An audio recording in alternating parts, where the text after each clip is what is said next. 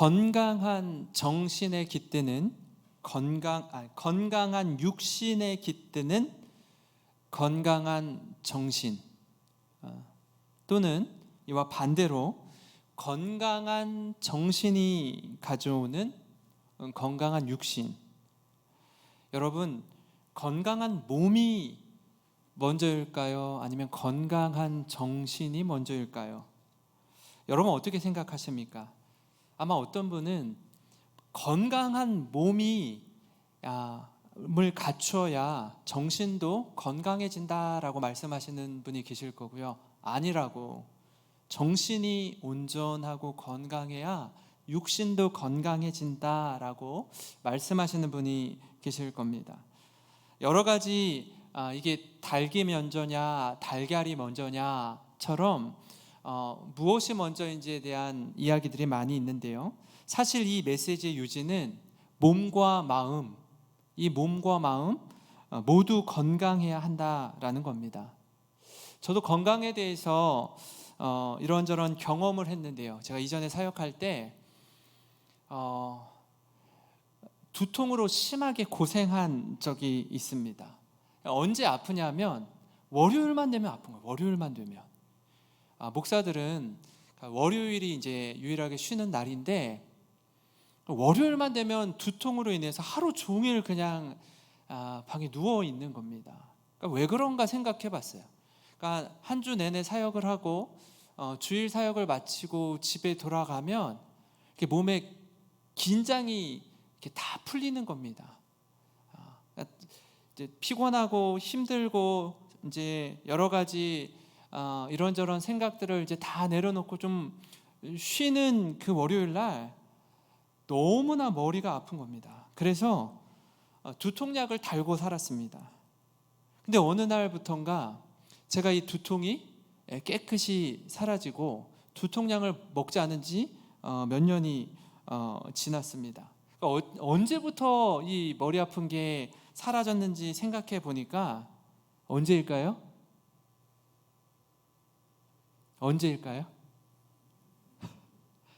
제가 만보를 걸은 다음부터예요. 만보를 걸은 다음부터 두통이 사라졌습니다. 근데 이게요, 습관을 들이는데 굉장한 노력이 필요했습니다. 왜냐하면 사역을 하면서 만보 걷기가 쉽지 않아요. 한 4,000보, 5,000보 그러면 많이 걷거든요. 그럼 나머지 5,000보를 걸어야 되는데, 하루가 지나기 전에 이 만보를 걸으려면 어쨌든 몸을 최소한 3-40분은 빠른 걸음으로 지속해서 걸어야 이렇게 채워집니다. 그러니까 피곤하든지 그렇지 않든지 언제든지 몸이 아파도 걷기 시작했습니다. 그러니까 어떤 때는 몸이 너무 지치고 피곤하고 막 쓰러지기 직전인데도 제가 막 걸으면 아내가 당신 좀 중독된 것 같다고, 좀 이제 그만 좀 하라고, 피곤하고 힘들 때는 좀 쉬었으면 좋겠다고 그렇게 이제 이렇게 말릴 때가 있습니다. 근데도 그때에도 어떻게 해서든지 만보를 채웁니다. 최근에 그 만보를 못 채운 때가 있었어요. 그게 언제였냐면 코로나 걸렸을 때 그랬어요. 병원에 입원을 해 있으니까 이 CCTV로 병실을 다 찍고 또 몸도 안 좋고 하니까 원래는 복도를 막 왔다 갔다 하려고 그랬거든요. 병실 복도를. 근데 복도도 못 나오게 하더라고요. 간호사 이거 막 이렇게 막 다 무장하고 막 이러고서 다니니까. 그래서 결국 못 걸었어요 그때는. 그러니까 그 외에는 계속 걷는 겁니다. 그래서 어떤 때는요, 몸이 많이 좋아졌어요. 몸이 많이 좋아지고 아프다고 하지 않고 이렇게 건강하게 지내는데, 만보를 걸어서 건강해진 건지 건강하기 위해서 만보를 걸어야 되기 때문에 건강한 건지 이게 뭐가 맞는지를 모르겠는데 어쨌든 건강해졌어요. 얼마나 감사한지 모릅니다. 이 건강을 회복해서 사역하는데 굉장한 힘을 얻었습니다. 오늘 이 시간 말씀을 통해서 이 마음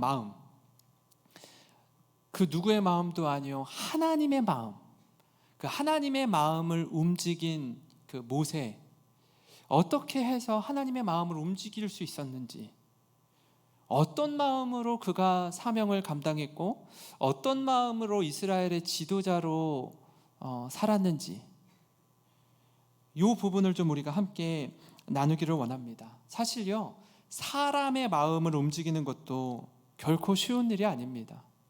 여러분, 한 번 아니면 끝까지 아닌 사람 있잖아요. 한 번 아니면 영원히 아니야. 이거는 그 마음, 사람 마음 움직이는 것도 쉽지 않은데 하나님의 마음을 움직인 모세, 어떻게 하나님의 마음을 움직일 수 있었나, 우리가 이 부분을 함께 살펴보고 도전받는 우리가 되기를 소망합니다. 오늘 본문의 배경을 좀 살펴보면요, 출애굽을 이끈 이스라엘의 지도자 모세가 이제 시내산에 올라가서 40일 동안 하나님과 독대하는 시간을 갖습니다. 근데 이 40일이 제법 긴 시간 아닙니까?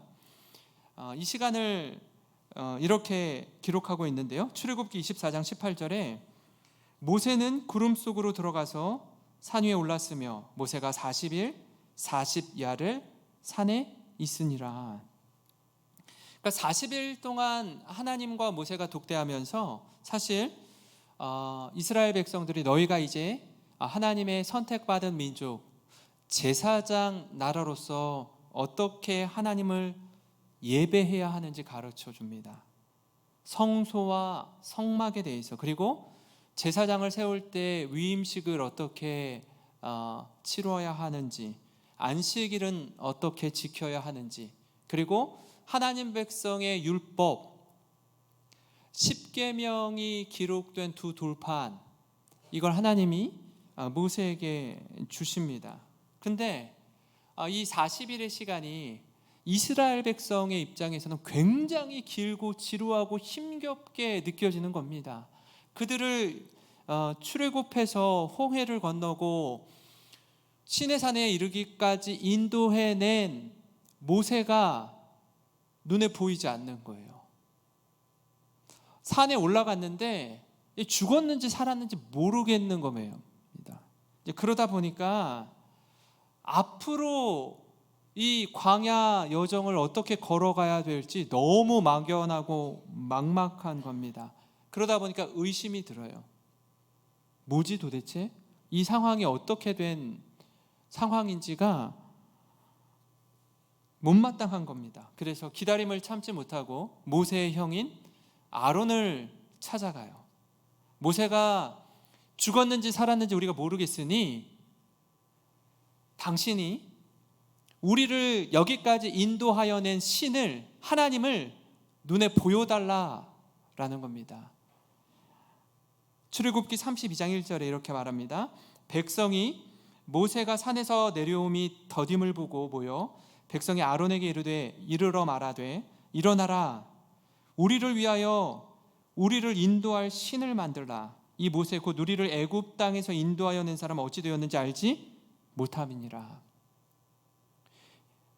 우리를 위하여 우리를 인도할 신을 만들어내라라는 거예요. 보여달라라는 겁니다. 이 상황이 어떻게 보면 굉장히 현실적이고 앞으로 이 광야길을 어떻게 헤쳐나가야 될지 지혜롭게 대처하는 것처럼 보일 수 있습니다. 그러나 또 다른 한편으로는 이스라엘 백성의 아주 초조하고 불안한 마음이 여실히 드러나는 장면입니다. 이에 대해서 아론이 대처하는 걸 보면 우리가 이 당시에 시대 정신을 엿볼 수 있는데요, 아론이 뭐라고 하죠? 너희들이 가지고 있는 금고리, 귀고리 다 가지고 내 발 앞에 가지고 와라. 그리고 그 금을 부어서 금 송아지를 만듭니다. 그리고 이 송아지 형상을 보고 이스라엘 백성이 하는 말이 굉장히 의미심장하게 다가오는데요, 32장 4절 말씀 우리 좀 같이 한번 읽어볼까요? 시작. 아론이 그들의 손에서 금고리를 받아 부어서 조각칼로 새겨 송아지 형상을 만드니 그들이 말하되 이스라엘아, 이는 너희를 애굽 땅에서 인도하여 낸 너희의 신이로다 하는지라. 아멘. 여러분, 금송아지를 보고 뭐라고 하죠? 금송아지를 보고 앞으로 우리가 섬길 신은 이 금송아지다라고 하지 않아요. 이 금송아지가 너희를 애굽 땅에서 인도하여 낸 신이라는 거예요. 다시 말하면 이 금송아지가 하나님이라는 거예요. 그러니까 하나님 아닌 어떤 걸 하나님의 자리에 놓고 섬기는 게 아니라 이 금송아지가 우리를 애굽 땅에서 인도하여 낸 하나님이라는 거예요. 그러니까 보이지 않는 하나님의 형상을 눈에 보이는 하나님의 형상으로 만들어서 이게 하나님이라고 생각하고 예배하는 겁니다. 이처럼 눈에 보이지 않는 하나님의 형상을 눈에 보이는 형상 안에 가두어 둘 때, 그렇게 형상으로 섬길 때 어떤 일이 일어납니까? 그것이 주는 강력한 힘이 있습니다. 여러분, 여기에 뭔가를 어떤 형상을 만들어서 이게 하나님이라고 생각하고 우리가 예배하잖아요. 그러면 이 교회당, 예배당에 들어올 때 굉장히 엄숙하고 거룩하고 내가 할 수 있는 최선의 겸손한 모습으로 이 자리에 나오실 거예요, 여러분. 그 형상이 있기 때문에. 근데 반대로요, 이 형상이 내 눈에 보이지 않는 이 예배당 바깥을 나가면 어떻게 해요? 내 마음대로 내가 원하는 대로 살아도 전혀 거리낌이 없어요. 어디서만 잘하면 돼요? 예배당 안에서, 이 형상을 모신 곳 안에서만 겸손한 척, 거룩한 척, 두려움에 벌벌 떨면서 하나님을 예배합니다 라는 마음으로만 앉아있으면 되는 거예요. 이게 우상 숭배의 패단인 것입니다. 이게 바로 피조물인 인간의 입장에서 굉장히 편하게 신앙생활할 수 있는 측면입니다. 그러면 하나님의 존재에 대해서 우리가 쉽게 생각할 수 있어요.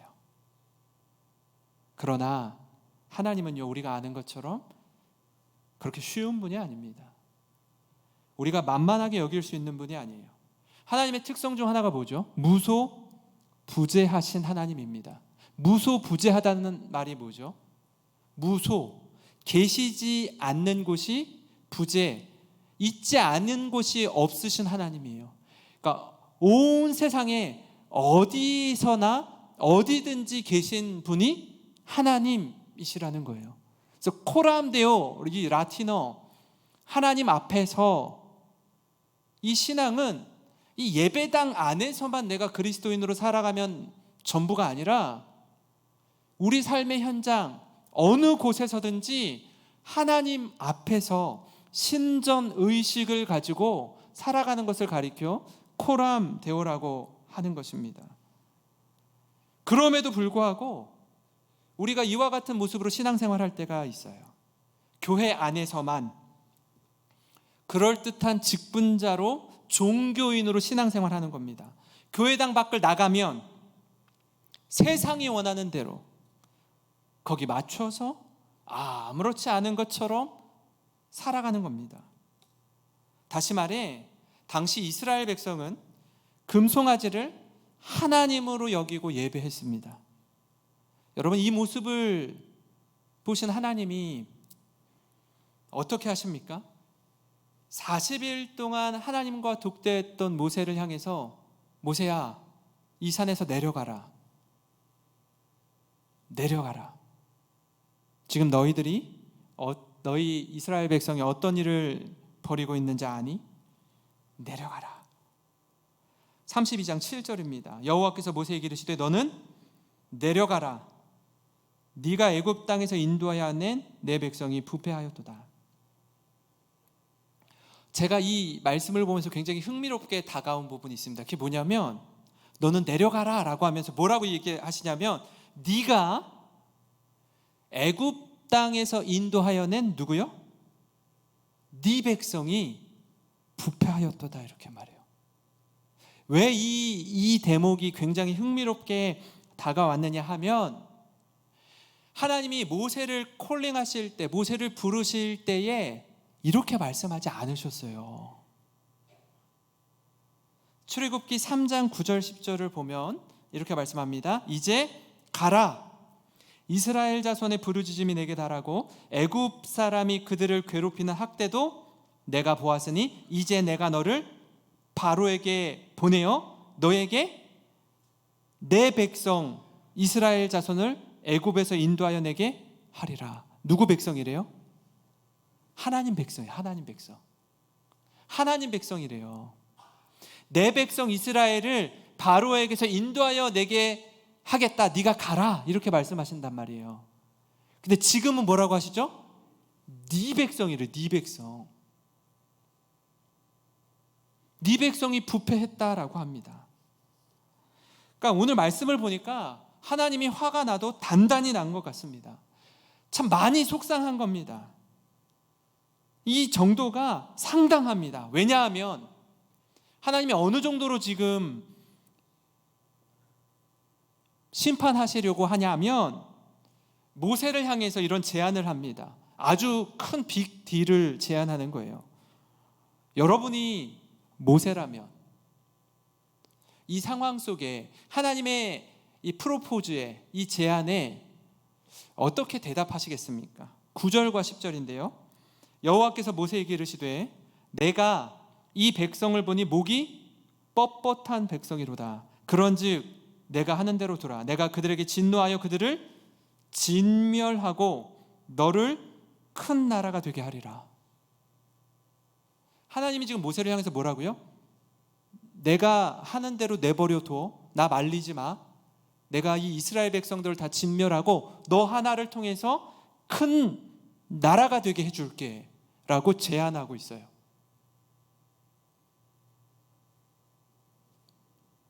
제가 모세라면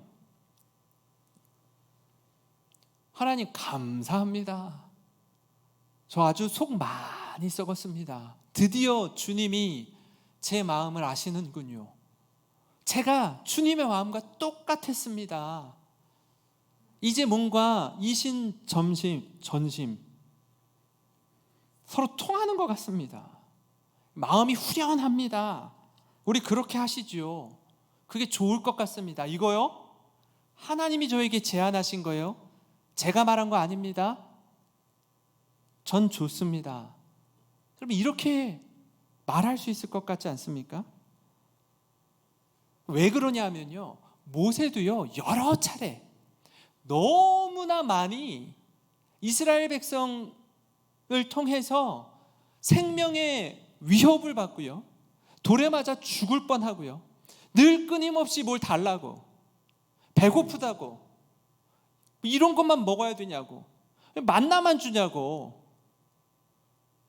고기는 안 주냐고, 배고프다고, 끊임없이 모세에게 항의하고 항변하고 돌로 쳐 죽이려 하고 너무나 많이 그런 경험들이 모세에게 있었거든요.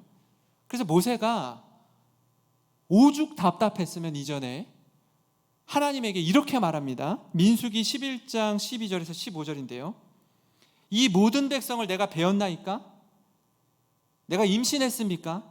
내가 그들을 낳았습니까? 어찌 주께서 내게 양육하는 아버지가 젖 먹는 아이를 품듯 그들을 품에 품고 주께서 그들의 열조에게 맹세하신 땅으로 가라 하시나이까? 이 모든 백성에게 줄 고기를 내가 어디서 얻으리이까? 그들이 나를 향하여 울며 이르되 우리에게 고기를 주어 먹게 하라 하온즉 책임이 심히 중하여 나 혼자는 이 모든 백성을 감당할 수 없나이다. 주께서 내게 이같이 행하실진데 구하옵나니 내게 은혜를 베푸사 즉시 나를 죽여 내가 고난당함을 내가 보지 않게 하옵소서. 여러분, 모세가 하나님께 이렇게 부르짖었어요. 내가 낳았습니까 하나님? 이거 내 자녀입니까 이거? 나한테 고기 달라고 하는데 제가 어떻게 고기를 줍니까? 차라리 저를 죽여주십시오. 너무 힘듭니다. 이렇게 하소연하고 호소했던 모세였다고요. 누구보다 하나님의 이 심정을 모세가 잘 알고 있었습니다.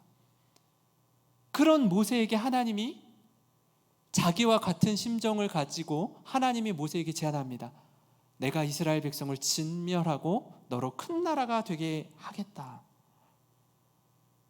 여러분, 이 이야기를 모세가 들을 때 저는요, 이런 모습이 있더라고요. 모세가 너무나 성숙하고 멋진 거예요. 심지어 사람이 아니라 하나님의 마음을 움직이는 그 모습이 기록되어 있는데, 이 모습을 좀 함께 나누기 원합니다. 하나님의 마음을 움직이는 그 첫 번째는요, 하나님의 심정을 헤아리는 겁니다. 모세가 하나님 앞에서 얼마나 지혜로운지 엿볼 수 있는데요, 하나님과 모세의 관계가 얼마나 가깝고 친밀했는지 느껴집니다. 하나님 이렇게 제안할 때 모세가 이렇게 답하죠. 11절입니다. 모세가 그의 하나님 여호와께 구하여 이르되, 여호와여, 어찌하여 그 큰 권능과 강한 손으로 애굽 땅에서 인도하여 주신 주의 백성에게 진노하시나이까? 여러분, 이 말씀을 좀 쉽게 풀어서 말씀드리면, 하나님 왜 그러세요? 화 좀 푸시고 좀 진정하세요. 제가 최근에 드라마를 첫 화부터 끝까지 본 게 최근에 있는데, 제가 뭐 봤을까요? 이상한 변호사 우영우. 거기에서 이렇게 워워 하는 장면이 나와요. 워워워. 모세가 마치 하나님, 이 분노하시는 하나님 앞에서, 하나님 워워 좀 진정하세요. 화 좀 푸셔요. 왜 그러셔요? 하는 것 같습니다. 모세가 하나님의 진노를 진정시킵니다. 그리고 주님의 심정을 헤아리는 겁니다. 마치 아들이 아버지의 마음을 풀려고 애쓰는 모양입니다. 큰 권능과 강한 손으로 애굽 땅에서 인도하여 주신 그 하나님께서 주의 백성에게 진노하지 말라는 겁니다. 하나님은 네가 애굽 땅에서 인도하여 낸 네 백성이 이렇게 부패했다고 하는데, 모세는 하나님께 아니요, 제 백성 아니에요. 하나님 백성입니다. 하나님 백성이라고요. 말을 해도 다르고 다르다고 너무 지혜롭고 예쁘게 하지 않습니까? 사랑하는 성도 여러분, 모세의 이런 모습을 통해서 우리가 주님께 나아갈 때 주님의 마음, 주님의 심정을 헤아리며 대화하고 더 깊은 기도의 자리로 나아가는 저와 여러분이 되기를 소망합니다. 그때 하나님의 마음을 움직이는 기도, 주님의 은혜를 힘입어 살아가는 자가 될 줄 믿습니다. 그런가 하면요, 하나님의 마음을 움직이는 다른 한 가지는 하나님의 영광을 나타내는 겁니다. 모세는요, 하나님 어떤 분인지 알았어요. 그리고 왜 자신을 통해서 이스라엘 백성을 출애굽시켰는지 그 목적 또한 분명히 알았습니다.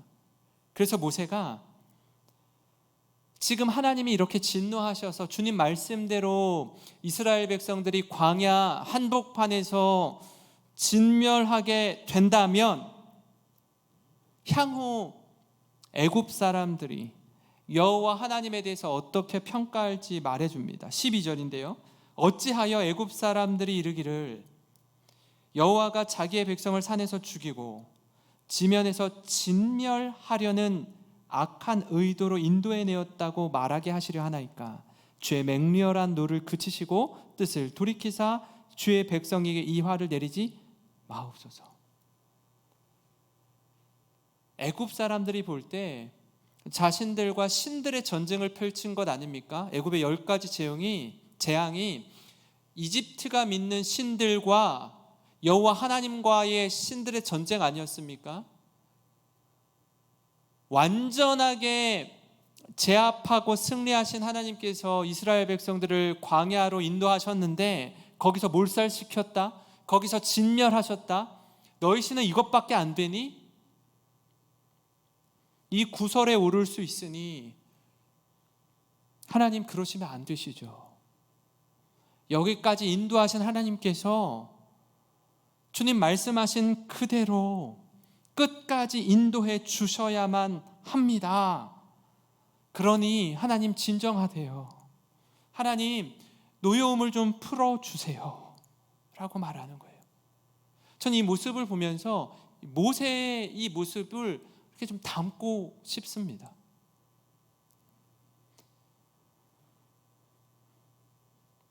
여러분, 하나님이 이렇게 노하시는데 모세인들 그런 적이 이전에 있었잖아요. 그럼에도 불구하고 이스라엘의 지도자로서 하나님의 심정을 충분히 헤아릴 뿐 아니라 하나님 왜 우리를 여기까지 인도해 주셨는지, 그 비전, 그 목적을 끝까지 이루어 주십시오 라고 간구하는 겁니다. 성도 여러분, 우리도 하나님이 나를 부르신 이 목적, 이 꿈, 이 본질을 흐리지 않고 나를 이 자리에 세우신 이유, 우리를 부르신 소명이 무엇인지 하나님의 말씀을 통해 확인하고 확신 가운데 믿음의 삶을 살아가는 저와 여러분이 되기를 간절히 소망합니다. 살다 보면요, 때로 곁길로 갈 때도 있고요, 때로 넘어지고 실패할 때도 있습니다. 그러나 크고 작은 실패 속에서도 흔들림 없이 주님의 영광을 위해 믿음의 길을 힘있게 걸어가는 모든 성도가 되시기를 주님의 이름으로 축원합니다. 마지막으로요, 하나님의 마음을 움직이는 건 하나님과 맺은 언약을 확인하는 겁니다. 이게 가장 중요한 메시지입니다. 우리가 기도할 때도 마찬가지이고요, 하나님께 나아갈 때도 마찬가지입니다. 하나님의 마음을 움직일 수 있는 가장 강력한 기도는 뭐냐면 이거예요. 하나님이 저에게 이렇게 약속하셨잖아요. 하나님 저와 이런 언약을 맺으셨잖아요. 하나님이 맺으신 언약을 신실하게 성취해 주세요. 그럼 하나님 아무 말씀 못 하셔요. 그 약속의 말씀 붙들고 나아가는 겁니다. 그럴 때요, 그 말에 힘이 있습니다. 내 권위가 아니라 하나님의 권위를 힘입어 말하는 것이기 때문에 그렇습니다.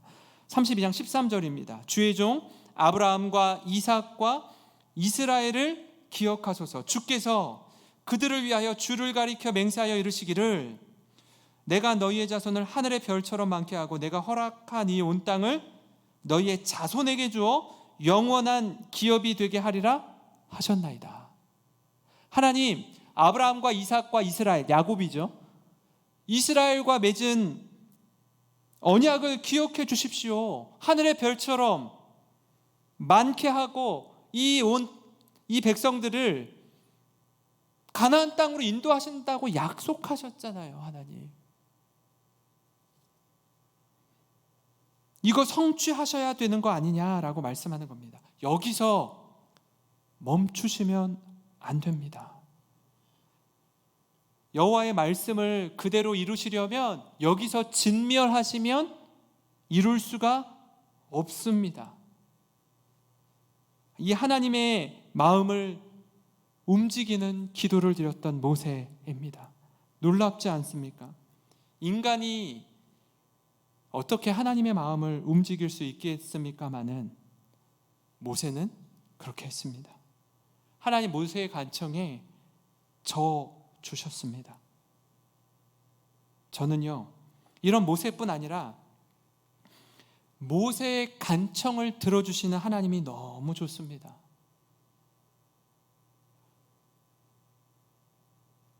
14절을 우리 같이 읽어볼까요? 14절입니다. 시작. 여호와께서 뜻을 돌이키사 말씀하신 화를 그 백성에게 내리지 아니하시니라. 아멘. 여러분, 이 말씀 믿으십니까? 뜻을 돌이키시는 하나님, 모세의 부탁을 들어주시는 하나님, 그렇게 하나님 모세를 통해 하나님의 비전을 펼쳐가시고 이루십니다. 이 과정 속에 우리가 기억할 건 뭐냐면 하나님이 우리에게 주시는 말씀이 어떤 경우라도 하나님은 그 말씀을 성취하시는 분입니다. 우리가 기도할 때에 기도 응답받는 비결 중 하나 뭐냐면 기록된 하나님의 말씀을 의지해서 기도하는 겁니다.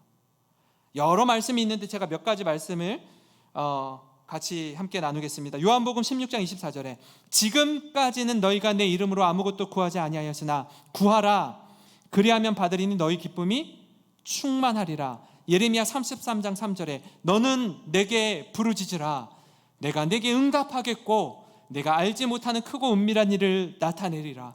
요한복음 15장 7절에 너희가 내 안에 거하고 내 말이 너희 안에 거하면 무엇이든지 원하는 대로 구하라 그리하면 이루리라. 마태복음 7장 7절 8절에 구하라 그리하면 너희에게 주실 것이요 찾으라 그리하면 찾아낼 것이요 문을 두드리라 그리하면 너희에게 열릴 것이니 구하는 이마다 받을 것이요 찾는 이는 찾아낼 것이요 두드리는 이에게는 열릴 것이니라. 사랑하는 성도 여러분, 우리가 하나님을 예배하고 섬길 때 하나님과 깊은 교제 가운데 머물기 원합니다. 어떤 분은요 하나님에 대해서 너무나 무섭고 엄하고 혼내고 윽박지르고 매를 들고 두려워하는 아버지로 각인되어 있는 성도님들이 계셔요. 하나님 저 멀리 계신 분, 엄하고 무서운 아버지로서의 하나님이 아니라 하나님 우리를 사랑하셔서 우리를 위하여 독생자 예수 그리스도를 주시기까지 사랑하신 하나님이심을 믿으시기 바랍니다. 그 은혜 안에 머물며 하나님의 심정을 헤아리고 주님의 영광을 나타내며 말씀 붙들고 나아가는 우리 영생에 속한 모든 권속들 되시길 주님의 이름으로 축원합니다. 오늘